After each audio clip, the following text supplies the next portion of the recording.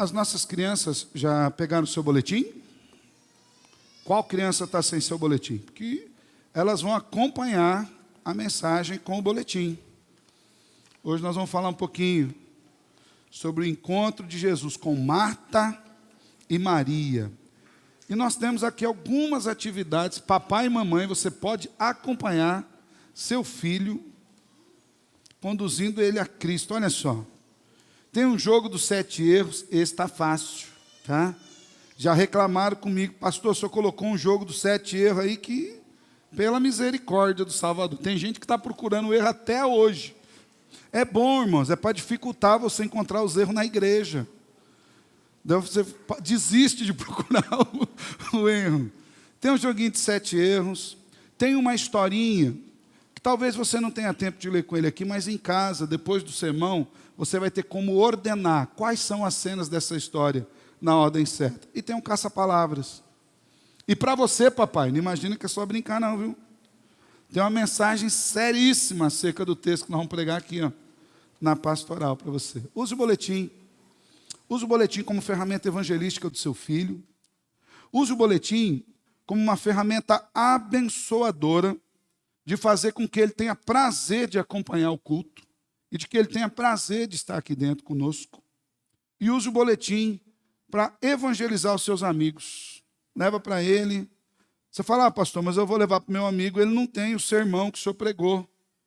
Aí você vai na internet, manda o link do sermão para ele, fica tudo jóia. Ele assiste o sermão também e tem a oportunidade de conduzir os seus filhos em adoração também. E aqui eu quero convidar você a abrir sua Bíblia no Evangelho de Lucas, no seu capítulo 10. Nós vamos ler dos versos 38 até o 42. Esse é o 28º encontro de Jesus que nós estamos estudando. Esse é um encontro muito bonito, muito conhecido. O encontro de Jesus com 2 irmãs amadas. A irmã Marta e a irmã Maria. Eu sei que você já ouviu essa história e muito provavelmente você já tem ouvido sermões nesse texto. Mas eu lembro-me uma vez que eu estava assistindo um sermão de um pastor e ele disse que ele havia se entristecido porque ele perguntou para alguns irmãos da igreja se eles sabiam se os irmãos sabiam o que ele tinha pregado nos últimos domingos. Ele perguntou para um, o irmão falou, pastor, não lembro. Aí ele perguntou para outro, falou, também não lembro. Ele já estava meio chateado, ele chamou um preletor de fora, tinha uma conferência, alguma coisa. O preletor de fora foi lá e no outro domingo falou, irmão, vocês lembram que o preletor pregou? Ele falou, todo mundo lembrou. Pregou sobre isso, sobre aquilo. Ele falou, mas é o que eu tinha pregado 2 domingos atrás. E o povo não lembrou. E ele estava muito chateado, ele compartilhou isso com um amigo dele. O amigo dele falou assim, pastor, você lembra o que você comeu ontem? Eu falei, exatamente o que eu comi. Não. E anteontem? Ele falou, não. E anteontem? Também não. Mas você lembra aquele dia que você comeu uma comida especial, uma comidinha especial? Não, que lá eu lembro, foi assim e tal, foi feito assim. Ele falou, então, a comida especial você lembra, mas o que te sustenta diariamente é aquilo que você não lembra diariamente. Então é possível que você já tenha ouvido esse sermão, mas não desanime, porque há a mensagem bíblica do Senhor para você hoje, no diariamente. Porque embora o sentido da palavra seja um só, e ele não vai mudar, a aplicação da palavra, irmãos, é milagrosamente renovada a cada dia, de maneira que o Senhor, com a mesma verdade eterna, acerta os nossos corações e nos fortalece diariamente. Isso é um milagre do Evangelho de Jesus. Então, se você já ouviu o sermão, se anima, fala, Senhor, faz algo novo. Eu quero ouvir a mesma mensagem, porque essa é a mensagem, e eu quero que o meu coração se aqueça para a glória do teu nome. Lucas 10, de 38 a 42. Diz assim, o texto das Escrituras, Lucas 10, de 38 a 42. Marta e Maria. Quando eles seguiam viagem, Jesus entrou numa aldeia, e certa mulher chamada Marta hospedou-o na sua casa. Marta tinha uma irmã chamada Maria, que, assentada aos pés do Senhor, ouvia o seu ensino. Marta agitava-se de um lado para o outro, ocupada em muitos serviços. Então se aproximou de Jesus e disse: Senhor, não se importa com o fato de minha irmã ter deixado que eu fique sozinha para servir? Diga-lhe que venha me ajudar. Mas o Senhor respondeu: Marta, Marta, você anda inquieta e se preocupa com muitas coisas, mas apenas uma é necessária. Maria escolheu a boa parte, e esta não lhe será tirada. Até aqui, vamos orar? Amado Salvador, a gente está aqui diante da Tua palavra e nós precisamos ouvir a Tua voz. Cantamos aqui uma canção que é também uma oração, dizendo que nós viemos Te encontrar, viemos Te ouvir. Dizemos nas nossas canções que viemos nos derramar diante dos Seus pés. E a gente precisa que o Senhor fale conosco nessa noite. Por isso, Senhor, dê-nos ouvidos atentos, dê-nos um coração aberto, que o Teu Espírito, Senhor, mova-se nesse lugar com graça e misericórdia, nos dando entendimento da Tua palavra, confrontando os nossos pecados, se assim o tiver, e nos confortando na Tua presença, sabendo que, apesar de nós, o Teu amor nos alcança diariamente. Revele-se a nós, Senhor, nas Escrituras. É assim que nós oramos, em nome de Jesus. Amém. E amém. Glória a Deus. Jesus está aqui caminhando com seus discípulos numa região perto de uma aldeia chamada Betânia, que é onde estava a casa de Marta e Maria. Jesus estava percorrendo aquela região, pregando o evangelho, e ali, enquanto ele pregava o evangelho, ele resolveu entrar numa casa. Só que a casa de Marta e Maria não era necessariamente uma casa desconhecida. Nós lemos nas Escrituras e vemos que Jesus tinha uma amizade especial com essa família. Marta e Maria eram irmãs também de Lázaro, que era amigo particular de Jesus. Diga-se de passagem, quando Jesus ficou sabendo da morte de Lázaro, ainda que ele soubesse que iria ressuscitá-lo, ainda que ele soubesse que Deus usaria aquela circunstância para glorificar o seu próprio nome, Jesus se abalou e chorou. Tamanha era a amizade que ele tinha com Lázaro. De forma que esse encontro não é necessariamente um encontro fortuito, um encontro daqueles que é dado ao acaso. Jesus tinha a intenção de visitar aquelas irmãs amadas e, de fato, ele entrou na casa de Marta e Maria. Perceba que, além de Jesus ir visitá-la, Jesus levou uns companheiros. Estava Jesus e os seus discípulos, que estavam seguindo viagem. Ou seja, era muito bom receber Jesus. Eu imagino que deveria ser um grande prazer receber Jesus em casa. Você já imaginou? Quem vem almoçar aqui hoje? O Salvador. Jesus vem almoçar conosco. Marta e Maria colocariam a mesa com uma alegria tremenda, mas Jesus trouxe 12 companheiros com eles. Todos homens que andavam a pé naquela região, muito provavelmente bem famintos, e estavam com Jesus a entrar na casa de Marta e Maria. De maneira que, quando nós olhamos aqui num primeiro momento a atitude de Marta e Maria, nós entendemos que aquelas irmãs queridas amavam tanto Jesus que elas estavam dispostas a receber eles e os seus discípulos.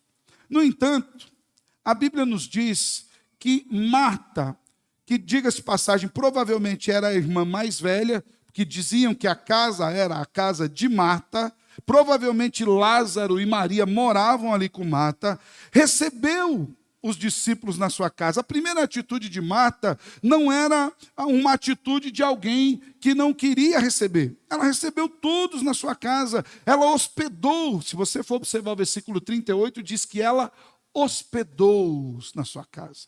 Hospedar é mais do que receber. Mais ou menos como se Marta dissesse: entra para cá, gente, senta aqui, vou arrumar um lugar, traz uma cadeira, põe aqui o sofá, estica aqui o lugar para aqui, arruma um lugar para outro sentar, quer uma água? É assim que a gente recebe em casa. Ela os hospedou, mostrando que o seu coração estava aberto em recebê-los. No entanto, havia algo que era diferente no coração de Marta que Jesus queria tratar. Logo de início, versículo 39, uma vez que Marta havia hospedado juntamente com Maria. Por que eu estou dizendo isso? Porque às vezes nós ouvimos sermões sobre Marta e Maria e a gente agarra um ranço da Marta, irmãos. Eu já vi alguns pastores acabando com a irmã Marta. Marta é uma mulher de Deus. Recebeu aquele povo todo em casa, com alegria. Porém, Maria, como nos diz o versículo 39, assentava-se aos pés do Senhor e ouvia o seu ensino. Então, em primeiro lugar, eu quero dizer o que diferenciava a irmã crente Marta da irmã crente Maria. E por que eu quero fazer essa diferenciação? Porque aquilo que acontece nesse texto são coisas que acontecem conosco diariamente, crentes no Senhor.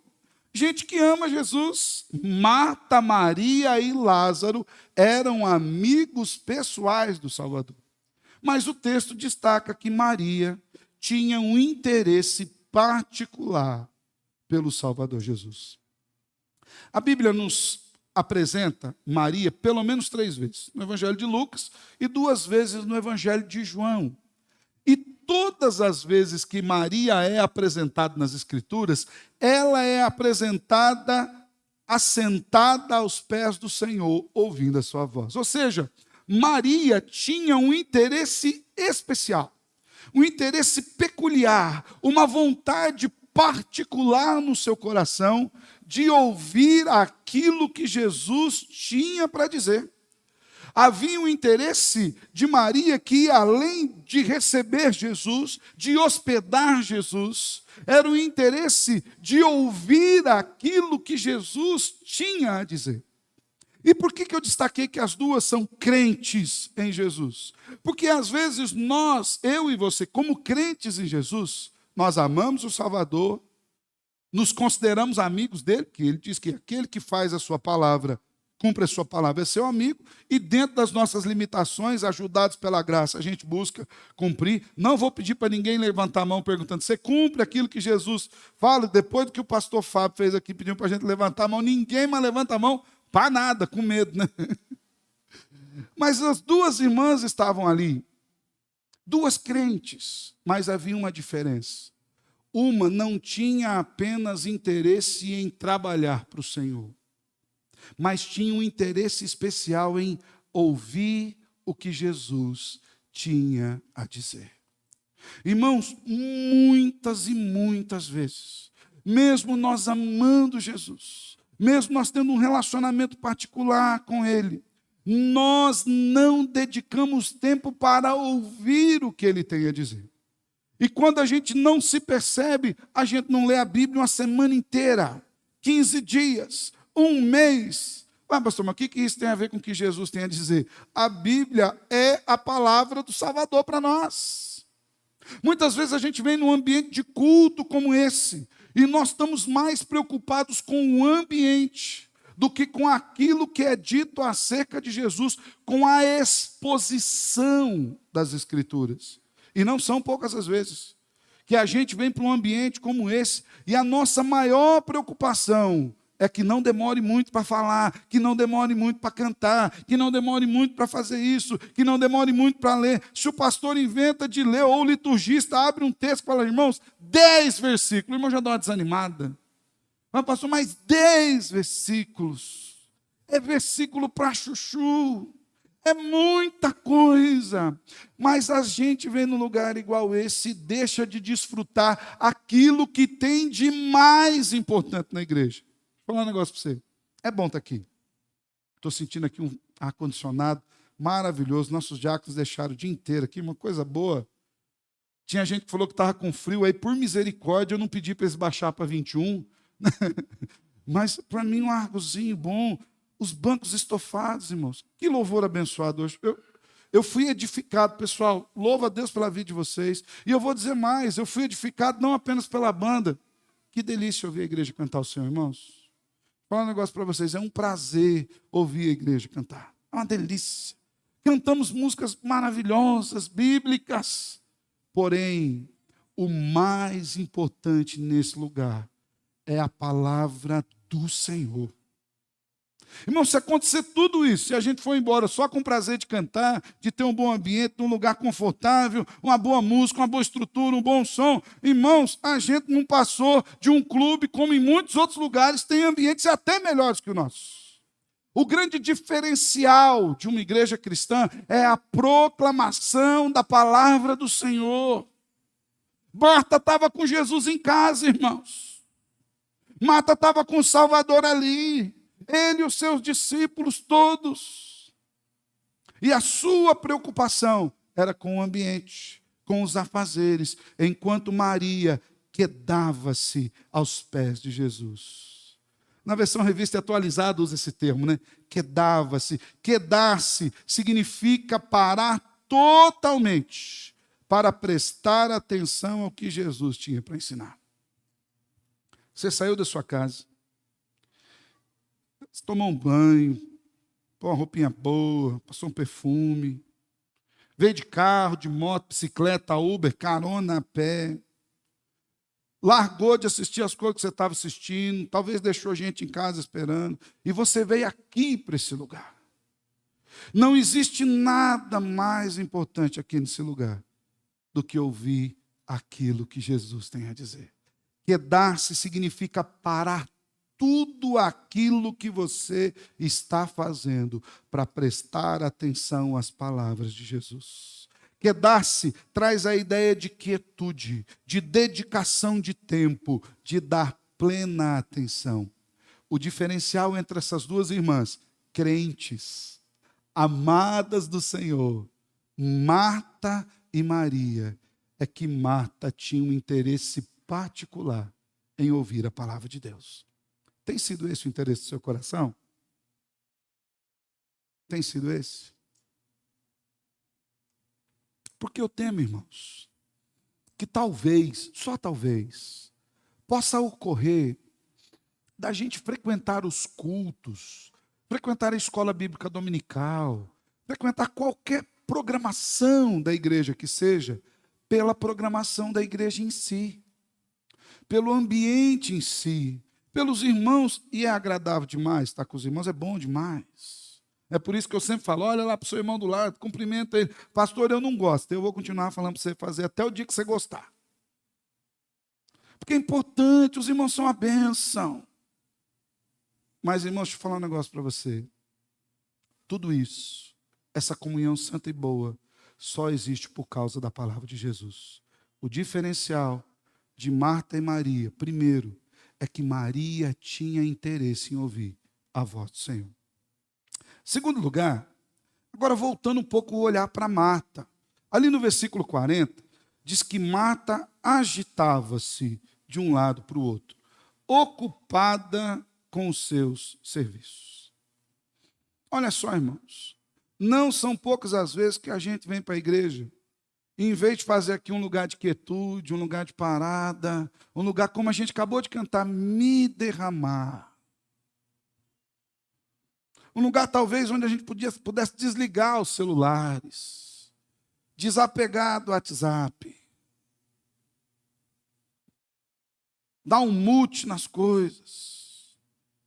Um lugar onde a gente pudesse sentar com a família, esposa, filhos, privilégio, para ouvir o Senhor. A gente chega aqui cheio de inquietação. Tem gente que senta no banco aqui pensando na segunda-feira de manhã. Senta no banco aqui pensando, meu Deus, eu esqueci de pôr a carne na geladeira, o gato vai comer a carne. Gente senta no banco da igreja aqui preocupado. Senhor, mas aquela conta vai vencer. Senhor, o pastor está pregando, você não está nem aí. Você quase decorou já o código de barra da conta para pagar.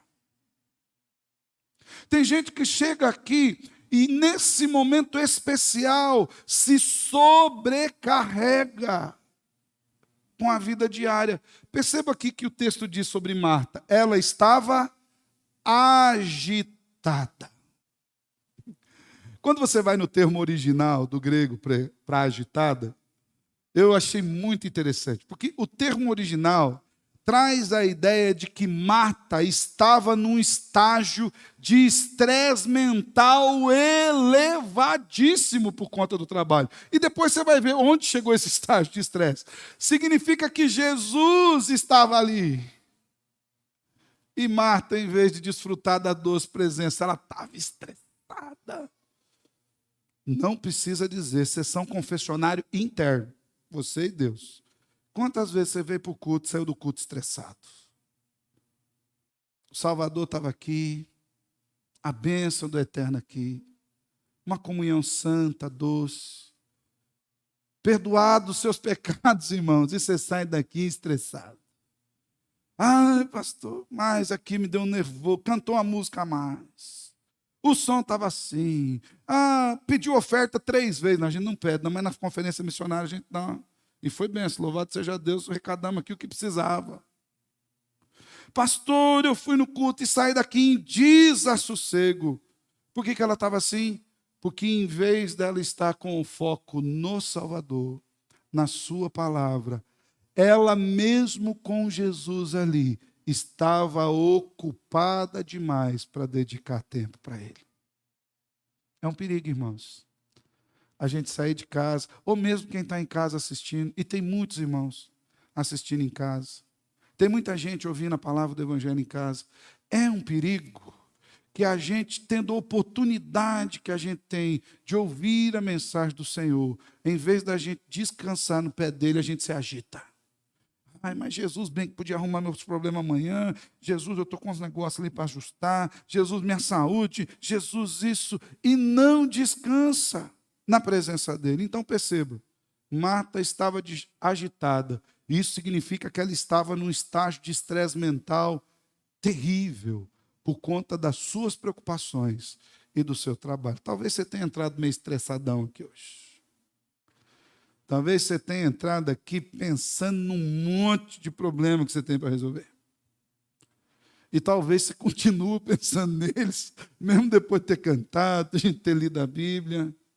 Eu quero dizer para você, ouça a voz do Salvador. Ouça a voz do Salvador. Terceiro lugar que eu quero destacar com você aqui. Continuando aquilo que fala sobre Marta. Olha ali o versículo 40 inteiro. Diz assim, Marta agitava-se de um lado para o outro, ocupada com muitos serviços. Então se aproximou de Jesus e disse, o Senhor não se importa com o fato de minha irmã ter deixado que eu fique sozinha para servir? Diga-lhe que venha me ajudar. Irmãos, o estresse de Marta era tão grande que ela deu um pito no Salvador Jesus. Imagina a cena. Jesus ali falando do seu amor, falando da sua graça para Maria. Marta estava num estágio de estresse tão grande que ela olha para Jesus e fala, Jesus, será que o senhor não tem noção do que está acontecendo aqui, não? O Senhor, mais 12 discípulos, todo mundo, abri minha casa, recebi o Senhor aqui, estou na vassoura, a panela está no fogo, expulsando o cachorro para fora de casa. Lá em casa tem cachorro, tem gato, vai tudo ali no meio da casa. E estou expulsando os bichos fora de casa, e tem a Marta sentada aí, a louça para lavar, ou melhor, a Maria sentada aí, a louça para lavar. E o Senhor aí de boa. Irmãos, a gente olha para esse texto, e às vezes a gente não percebe aquilo que o texto está nos falando em profundidade. Marta se agitou e se incomodou a tal modo que ela julgou que a atitude de Jesus era uma atitude injusta. Parou para pensar nisso? Mas a gente faz isso de vez em quando. Porque às vezes a gente está no culto e fala assim, mas Jesus, estou vendo abençoar o fulano, ciclano aqui, comigo aqui, como é que funciona? Mas Jesus, como é que o senhor fala para eu ter paz no meio das adversidades, se a adversidade não para? A gente tem essa tentação de querer repreender a Jesus. Eu lembro-me de um personagem bíblico espetacular, que ele nem chegou a repreender o Salvador no meio da sua tribulação, mas ele intentou no seu coração. Jó. depois de todo sofrimento, irmãos, perdeu todos os seus bens, perdeu todas as suas posses físicas, perdeu os seus funcionários, perdeu o seu status quo, perdeu os seus 10 filhos de uma só tacada, perdeu a sua saúde, perdeu a sua dignidade diante da esposa. Os seus amigos o acusavam constantemente, tentando consolá-lo. E quando no seu coração ficou pesado, eu acho que eu tinha ficado pesado um pouquinho antes ali.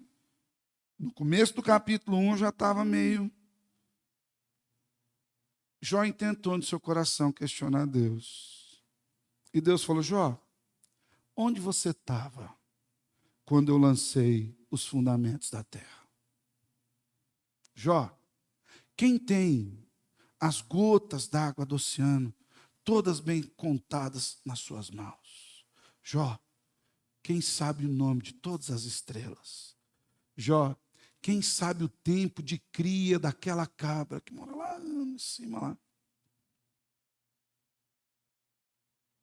A agitação de Maria era tão grande que ela desconsiderou que aquele que estava na sala da sua casa é aquele que a Bíblia nos diz em Hebreus, sustenta o universo pela palma da sua mão. Tudo que existe, existe nele. E por ele e para ele são todas as coisas. Ele estava no princípio e tudo que foi feito por meio dele. Para Marta, irmãos, as suas obrigações eram tão importantes que ela se incomodava que Jesus não pensasse como ela. Às vezes a gente é assim. Talvez você tenha ouvido o ditado alguma vez na sua vida: primeiro a obrigação, depois a devoção. Ele parece bonito, mas é infame. Porque tudo na sua vida deve girar em torno da devoção, inclusive a obrigação. Deus deve ser o centro da sua vida. Deus deve ser o centro do seu pensamento. Deus deve ser o centro do seu coração, o centro das suas intenções. E quando Ele não é, nós temos a tentação de querer que Ele adentre na nossa agenda. É o que Marta estava querendo dizer. Senhor, a sua agenda de pregar o evangelho para minha irmã não é uma boa agenda. Sabe qual que é a agenda boa, Senhor? O Senhor ficar quietinho na sala com os 12 e manda a Maria vir cuidar da casa comigo. Porque, Senhor, o Senhor pode até entender de céu, mas de casa aqui entendo eu. A gente faz isso quando a gente faz isso no nosso serviço. Deus, você já fez alguma oração para Deus que você só deu uma opção para Ele? Que era só responder essa oração, porque você já entregou o projeto pronto. Deus, eu quero que o Senhor faça isso, beleza? Carimbe, assine e reconhece firme. Porque às vezes a gente faz umas orações assim para Ele, nós não dá opção nenhuma. Não que Ele dependa das nossas opções, mas a gente não dá uma opção nenhuma que não seja assim. Beleza, estou dentro. Mas quando Ele resolve, fala, não é bem assim o projeto. Eu é que sei que pensamentos tem a seu respeito. Quero dizer para você que os meus pensamentos são mais altos que os seus. Muito mais elevados que os seus. A gente às vezes fica bravo. A gente não admite, Senhor, não é bom esse negócio não. Quantas vezes, irmãos, nós agimos assim? Já vi várias pessoas que me questionaram por não validar que elas ficassem fazendo hora extra atrás de hora extra de domingo. Já vi várias pessoas que me questionaram, porque às vezes eu confronto a juventude que vai parar para estudar de domingo. Eu faço isso com a minha filha, pode perguntar para ela, não é assim? Com a Paula, minha filha fictícia, tá? Para não expor as pessoas, né? Domingo é o dia do Senhor. Inclusive para a gente aprender a crer na provisão do Senhor. Tem muita gente que abre mão daquilo que é essencial e quer que Deus se dobre às suas particularidades. E aqui, irmãos, a gente não vai entrar naquelas discussões simplistas. Pastor, e o médico que tem que estar de plantão? Ele vai dar o plantão servindo o Senhor. E o policial que está na rua está dando plantão servindo ao Senhor. Mas tem muita gente que não tem plantão nenhum e está lá na frente do Faustão sem servir ao Senhor. E se atrasa para vir no culto porque o time de futebol está ali para bater o último pênalti. E você fala, ai Jesus, um pé no culto e um olho ali no campo. E se o time for ruim igual o meu, é estresse puro. Irmãos, muitas vezes a gente tem nutrido um coração de Marta nas nossas vidas. E a gente tem questionado Deus porque Ele não assina as nossas agendas. E a gente precisa aprender a descansar nele. E é aí que nós vemos com 4 aprendizados. Olha que coisa boa. Versos 41 e 42. Então o Senhor tinha tomado um pito ali de Marta. Olhou para ele assim, ó. Maria aí, ó. Mas eu acho tão linda a resposta de Jesus. E tão bondosa ao mesmo tempo. Fala a verdade. Se a gente fosse... Eu não falo que se a gente fosse ser justo, que se a gente fosse Jesus, a gente era santo, igual ele é, ponto.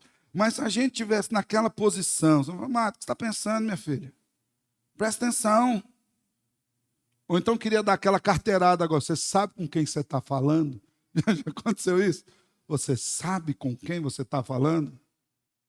Jesus não fez assim.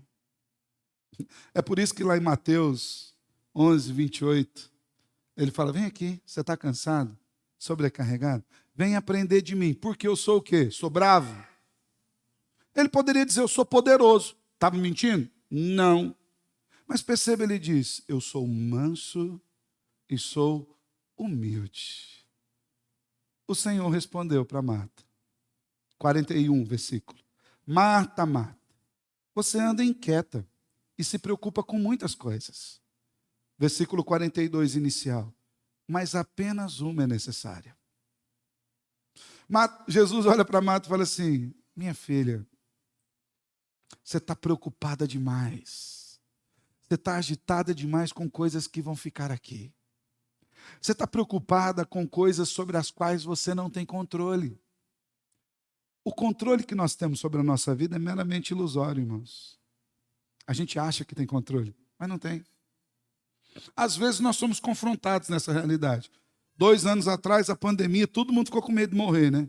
Como se ninguém morresse antes. E começamos a usar máscara e tal. Não é que eu sou contra isso. Mas a gente imaginou que aquilo nos desse uma proteção além daquilo que o Senhor pudesse dar. Gente não saía na rua, um monte de coisa. O que a pandemia fez conosco? Ela simplesmente abriu os nossos olhos e tirou a ilusão de que nós somos finitos. Quanta gente não morreu de acidente no período do Covid? Quanta gente não teve infarto? Quanta gente não encontrou-se com a bala perdida? Irmãos, nós não temos controle de nada. Nós não temos controle da nossa saúde. Nós não temos controle do dia de amanhã. Há uma ilusão. Eu falo que o amanhã é uma mera especulação filosófica. Porque o amanhã não existe, irmãos. Para nós, não. O amanhã só existe no plano do eterno. Não tem como você sair daqui agora, buscar um sorvete amanhã e voltar. Porque amanhã não existe. O amanhã é uma expectativa que está aqui dentro do nosso coração. É por isso que Tiago fala assim, ó, vocês que dizem, amanhã eu vou fazer isso, amanhã eu vou fazer aquilo, amanhã eu vou fazer outro, amanhã eu vou comprar, amanhã eu vou vender, amanhã eu viajo, amanhã eu faço isso, amanhã eu faço aquilo. Vocês deviam dizer, se o Senhor permitir. Porque o amanhã não existe para nós. Jesus está dizendo, Marta, minha filha, você está preocupada com coisas que são terrenas. E a ideia do texto é o seguinte, Marta, você está diante do seu Salvador, aquele que pode te trazer coisas que são eternas, e você está preocupada com coisas terrenas. Essa resposta de Jesus, ela tem o mesmo sentido, por exemplo, daquele encontro de Jesus com a mulher samaritana no poço de Sicar, onde Jesus, falando para ela, mulher, se você pedir para mim, eu te dou água. E qual era a expectativa da mulher? Você vai me dar água como? Você não tem corda, você não tem poço, como é que você vai jogar lá dentro? Não tem torneira aqui, não tinha inventado a torneira ainda, não tem bomba d'água. Você está querendo dizer para mim que você é maior do que o pai Jacó que cavou o poço aqui? Porque a visão daquela mulher estava apenas naquilo que era físico e temporal. E Jesus quebra esse paradigma, esse modelo da sua mente. Fala, mulher, se você pedisse para mim, eu te daria água de beber, água viva. Vai lá buscar seu marido. Não, mas eu não tenho marido. É claro que você não tem marido. Você está com o quinto e ele nem marido seu é. E aí a mulher foi maravilhada, dizendo, eu encontrei um homem, ele sabe tudo de mim. Ela tirou aquela visão daquilo que era meramente físico. Em sua resposta, Jesus mostra para Maria que ela estava com o foco da sua vida no lugar errado. Irmãos, é possível que a gente saia da casa e venha no culto e ouça a palavra do Senhor e o foco da nossa vida continue no lugar errado, nas coisas terrenas, e a gente continue imaginando que Deus só vai nos abençoar com as coisas daqui, enquanto Ele já nos abençoou com toda sorte de bênçãos celestiais em Cristo Jesus. Ele já nos deu a salvação de graça. A gente tem a oportunidade de ouvir a sua palavra, de ler as Escrituras. Marta estava preocupada com tudo, menos com aquilo que era mais importante.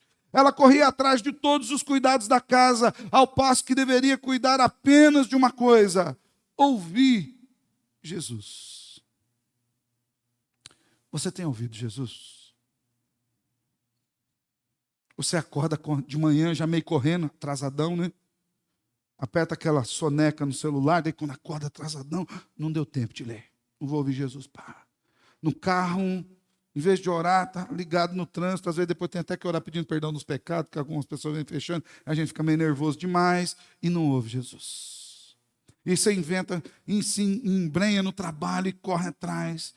E não para ouvir Jesus. E chega em casa, ou no almoço, ou na janta, ou qualquer outro horário, e não tem nenhum tempo. E depois você chega e fala assim, pastor, eu estou numa crise espiritual. É claro. Você não bebeu da fonte de água viva. Você não comeu do pão do céu. O pão físico, irmão, serve para aquilo que é físico. Aí depois você está todo deprimidão, caidão. Pastor, eu preciso ir num médico, num psicólogo, num psiquiatra, porque eu estou deprimido, eu estou carregado de ansiedade. Eu não consigo dormir, eu não consigo levantar. Aí você vai lá, o médico te dá um remédio para você dormir, porque você não consegue dormir, mas acontece que no outro dia, quando você acorda, a ansiedade está lá, porque a alma não toma comprimido, irmão. O que toma comprimido é o físico, é o fisiológico. Se a alma não se alimentar do Salvador, irmãos, o buraco interno é enorme. Agostinho de Hipona, sua célebre, dentre muitas, sua célebre frase diz: Senhor, a minha alma só encontrará descanso quando o meu descanso for o Senhor. Muitas vezes a gente tem agido assim também. A gente tem se inquietado e deixado aquilo que é mais importante. Até aqui nos cultos. Nos agitamos com um monte de coisa, deixamos as coisas do Senhor de lado. Mesmo presente na igreja, estamos mais preocupados com o horário, com um monte de outras coisas, do que em ouvir o Evangelho. A gente cai nas ciladas de Satanás de tirar a nossa atenção. Apenas uma coisa é necessária: Salvador. Perceba, Jesus poderia, numa mentalidade judaica, embora ele quebrou todas as espécies de religiosidade judaica, mas ele poderia dizer assim: Marta, um monte de coisa é necessária. Agora você fica quieto, você vai ler a Bíblia, você vai na igreja, faz isso, faz aquilo. Ele fala: uma só, é estar comigo.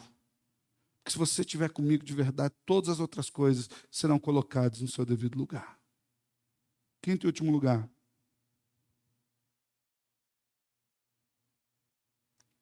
Final do versículo 42. Apenas uma coisa é necessária. Marta, Maria escolheu a boa parte. Está vendo tudo que está acontecendo aqui, Marta? Os afazeres da casa, recebendo pessoas. Estava acontecendo muitas coisas naquele lugar, irmãos. Tinha uma multidão lá fora, onde Jesus ia, a multidão estava atrás. Tinha uma multidão lá fora. Casa cercada de gente. Os 12 discípulos lá dentro. Jesus sentado ali, Marta conversando com Jesus. Não sabemos o que os outros discípulos estavam fazendo.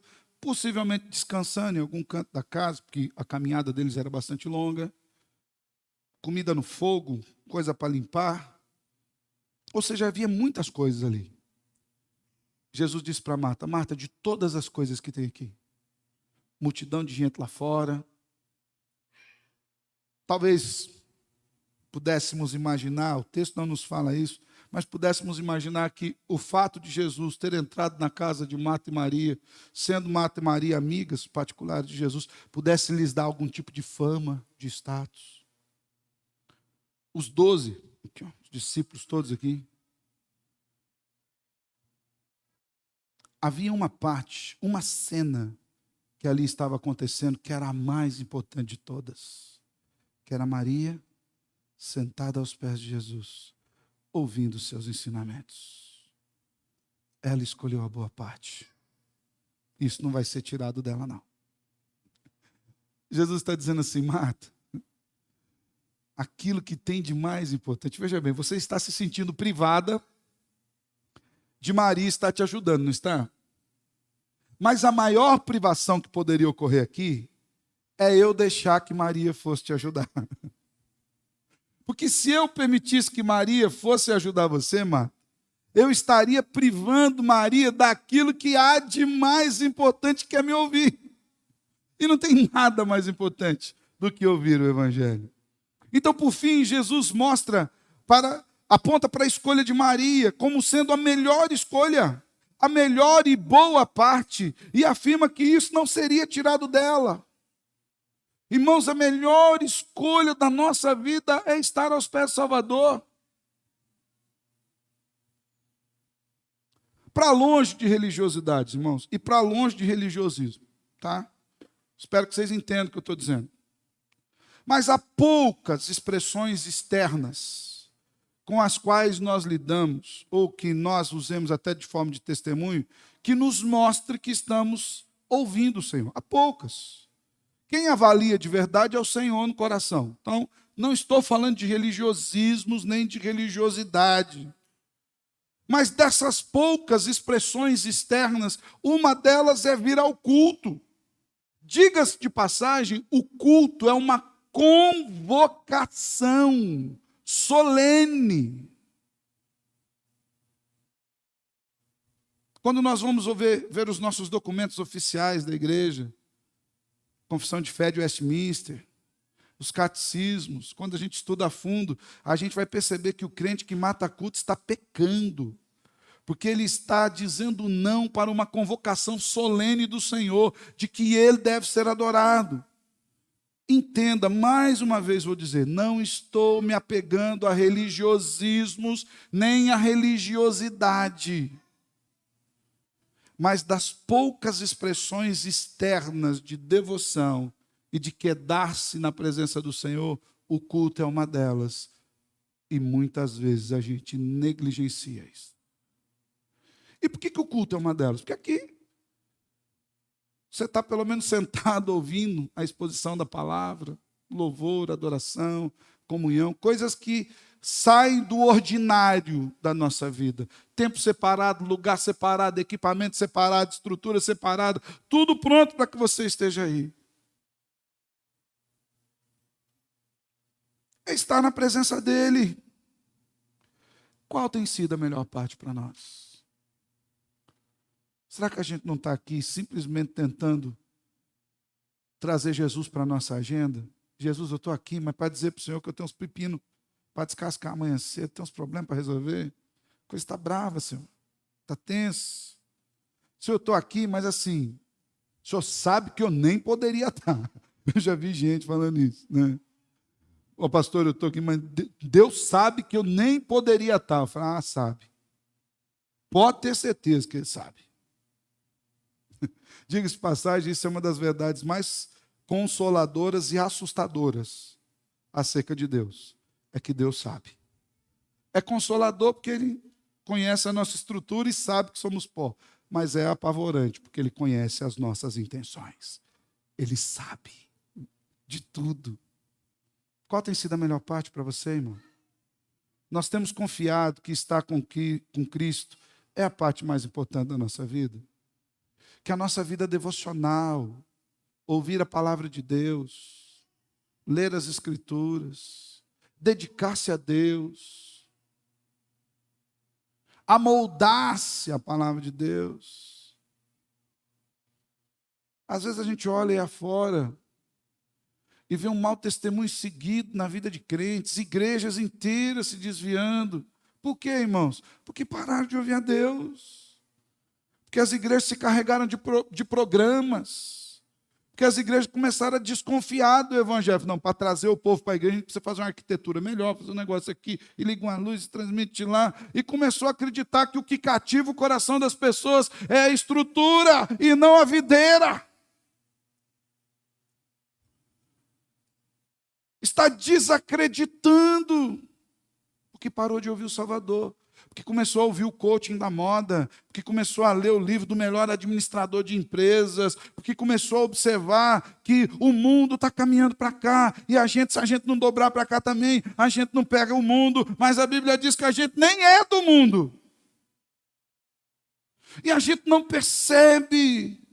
E o mais importante vai passando, que é a simplicidade do Evangelho. Diga de passagem, o apóstolo Paulo diz que ele temia e lutava para que ele não se afastasse do quê? Do compêndio teológico do Evangelho de Cristo. É isso que Paulo fala? Que eu não me afaste da profundidade teológica, temática e sistemática do Evangelho de Cristo. É isso que Paulo fala, irmãos? Não!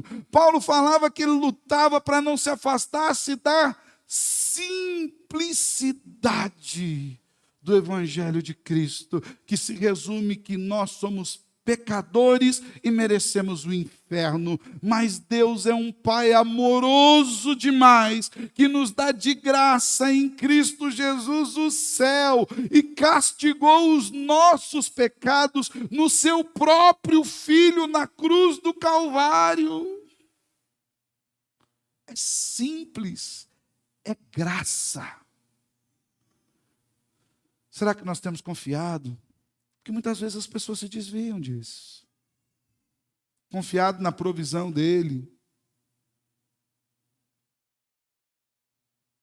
De saber que se eu for à igreja, o Senhor vai continuar me sustentando. Até porque é ilusão você achar que você que se sustenta.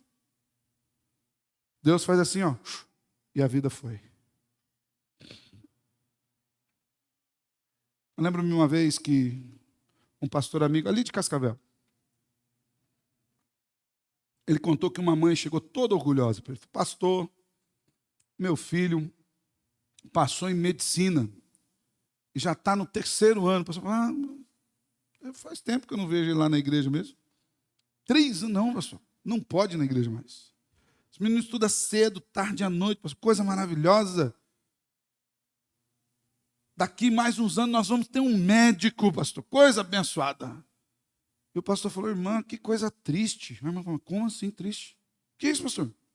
Eu estudando medicina. Coisa abençoada. Eu falei, irmã, que coisa triste. Esse menino está investindo 5, 6 anos da vida dele em aprendizado e está afastando seu tempo de Deus. Onde nas Escrituras a gente tem um versículo que nos autoriza a fazer isso? Pelo contrário. Trabalha 6 dias, o 7º é do Senhor, irmão. É o Shabá. É o descanso. Um dia eu quero pregar mais sobre isso aqui, Shabá e descanso, mas só para a gente dar uma adiantadinha, tá? Shabá e descanso não significa que há uma necessidade de descanso apenas aqui. Significa uma expectativa do descanso eterno na glória com Deus. Quem não tem prazer em descansar em Deus aqui, não terá prazer em estar eternamente com Ele, mas esse é um assunto para outro sermão. Você tem se interessado em ouvir os ensinamentos do Mestre? Salvador está aqui, irmãos. Salvador está falando conosco nas Escrituras. Salvador está nos chamando a atenção. Ouça a minha voz. Se ouvires a minha voz, eu entrarei em sua casa. E eu vou cear com você e você vai cear comigo. A gente usa esse texto para evangelismo, né?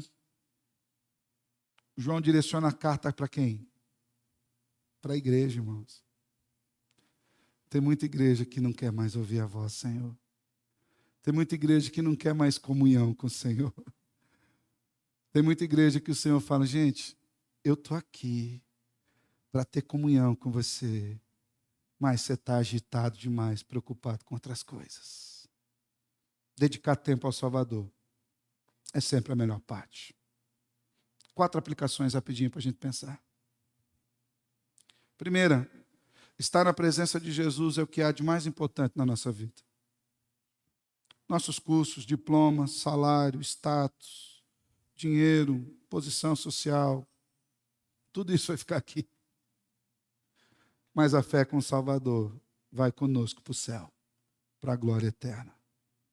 Então, se você tem dedicado tempo a tudo, menos a Jesus, lembra que o seu tempo tem sido dedicado a tudo aquilo que é passageiro e vai ficar para trás.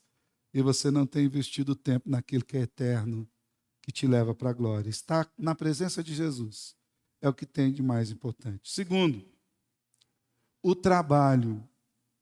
Presta atenção. O trabalho é um ótimo servo, mas é um péssimo Deus. O trabalho serve, irmãos, como um meio, um ambiente de nós servirmos ao Senhor e darmos testemunho para Ele.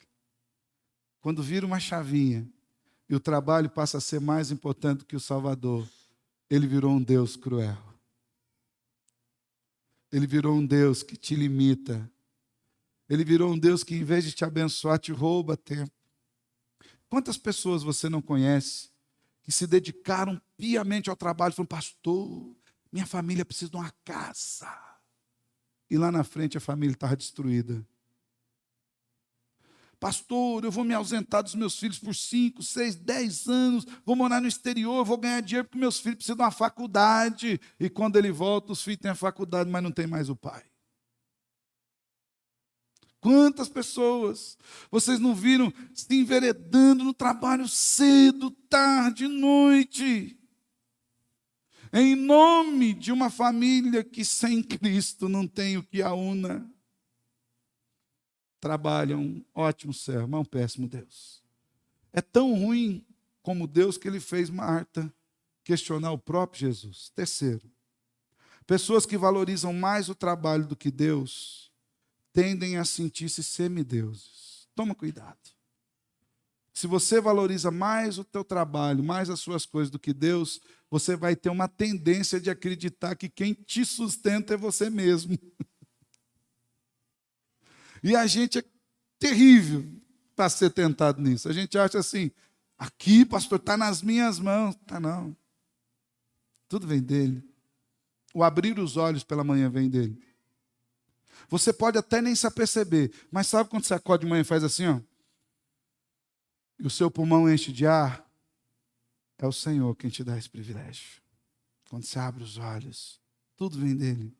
Pessoas que valorizam mais o trabalho começam a imaginar que é elas que se sustentam. E por fim, última lição prática. Nós nunca, jamais, em qualquer ocasião, sob qualquer circunstância, devemos abrir mão da melhor parte, que é estar com Jesus. Essa é a melhor parte. Essa é a única parte que nos dá paz verdadeira e que nos leva para o céu.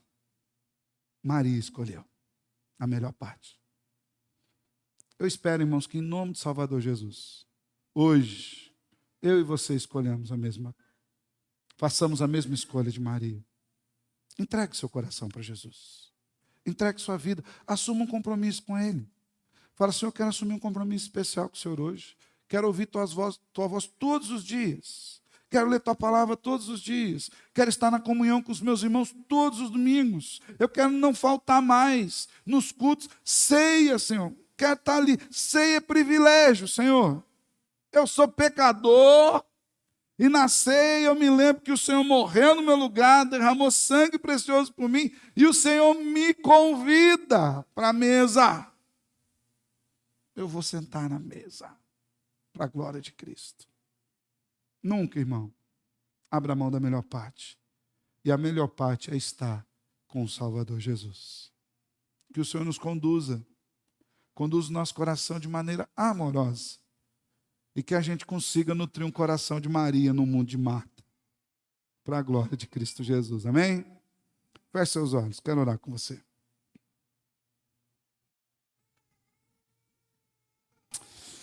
Obrigado, Senhor, pela tua palavra. Obrigado pela tua instrução nas Escrituras, que nos leva, Senhor, de fato, a entender que não há nada melhor para nós do que estar na tua presença. Não há nada mais profundo, mais importante, mais transformador, mais pacificante do que ouvir a tua voz, do que nos quedarmos aos teus pés, para dedicarmos, Senhor, a aprender de ti, para encontrarmos descanso para as nossas almas. Por isso, Senhor, nos conduz em graça, no poder do teu Espírito Santo, e nos dê esse desejo, e nos ajude na nossa fraqueza e na nossa debilidade, porque nós precisamos de ti hoje e sempre, para a glória do teu nome que oramos. Amém e amém. Pessoal do louvor, vem para cá, vamos cantar uma canção antes da gente terminar esse momento de culto. Nós aprendemos ela hoje pela manhã também. Uma canção lindíssima. Salvador maravilhoso, Deus que tomou meu lugar, Cordeiro entregue ao Calvário, morto para nos salvar. Por isso nós te adoramos, Senhor. Por isso nós vamos cantar. Pois dessa graça que sara, só o Senhor pode dar, viu, irmãos? Só Ele. Trabalho não dá, nada dá, só o Senhor.